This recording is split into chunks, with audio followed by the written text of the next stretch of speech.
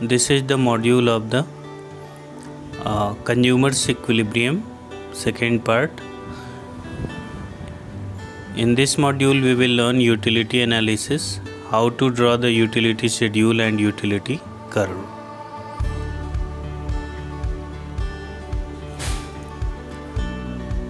In previous module we have already learned that there are two types of utility, total utility and marginal utility.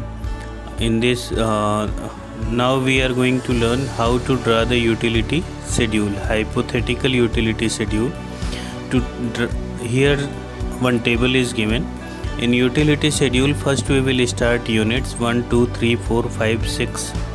This way we will start units.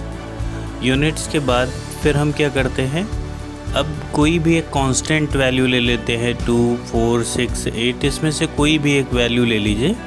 सबसे last वाली unit के लिए 6 जैसे है, 6 unit के लिए negative में same utility लिख लीजिए. तो हमने यहाँ पे 4 लिया है तो 6 यूनिट के लिए -4 लिया, फिर उसमें 4 ऐड कर दिया तो -4 + 4 मिला करके 0 हो गया. तो 5th यूनिट के लिए 0, फिर उसमें फिर 4 ऐड कर दिया तो नेक्स्ट 4th यूनिट के लिए 0 + 4 4 हो जाएगा. 3rd यूनिट के लिए 4 + 4 8 हो जाएगा. 2nd यूनिट के लिए 8 + 4 12 हो जाएगा. और 1st यूनिट के लिए 12 + 4 16.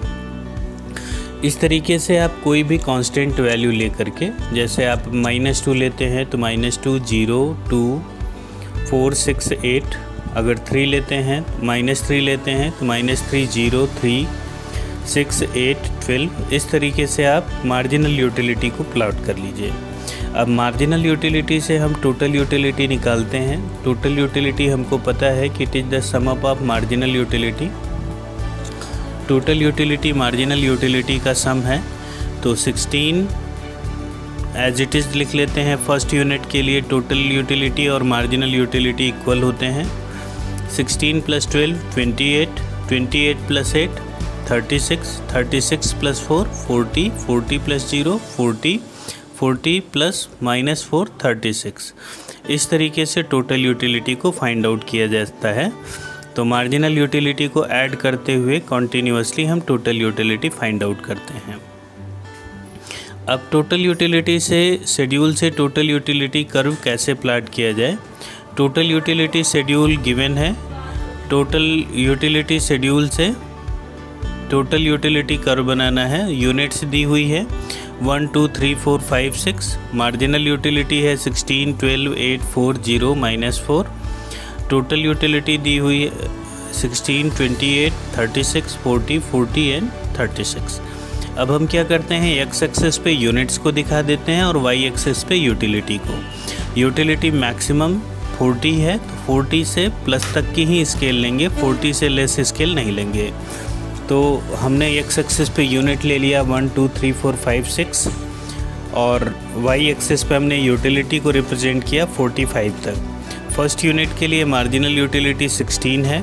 सेकेंड यूनिट के लिए मार्जिनल यूटिलिटी 12 है. थर्ड यूनिट के लिए मार्जिनल यूटिलिटी 8 है. 4th यूनिट के लिए 4, 5th यूनिट के लिए 0 और 6th यूनिट के लिए -4. इस तरीके से हम यूटिलिटी का कोऑर्डिनेट्स प्लॉट करते हैं. यूनिट और मार्जिनल यूटिलिटी को लेकर के कोऑर्डिनेट्स लेंगे और कोऑर्डिनेट्स को लेते हुए एक लाइन ड्रॉ कर देंगे. फिर उसी तरीके से अब मार्जिनल यूटिलिटी के बाद टोटल यूटिलिटी बनानी है. तो फर्स्ट यूनिट के लिए टोटल यूटिलिटी 16, सेकेंड यूनिट के लिए टोटल यूटिलिटी 28 है.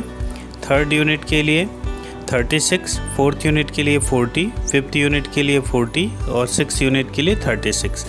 इस तरीके से हम मार्जिनल टोटल यूटिलिटी का डायग्राम प्लॉट करेंगे. इसके लिए यूनिट और टोटल यूटिलिटी का कोऑर्डिनेट प्लॉट करेंगे. मार्जिनल यूटिलिटी के लिए यूनिट्स और मार्जिनल यूटिलिटी का कोऑर्डिनेट लेकर के ग्राफ प्लॉट करते हैं.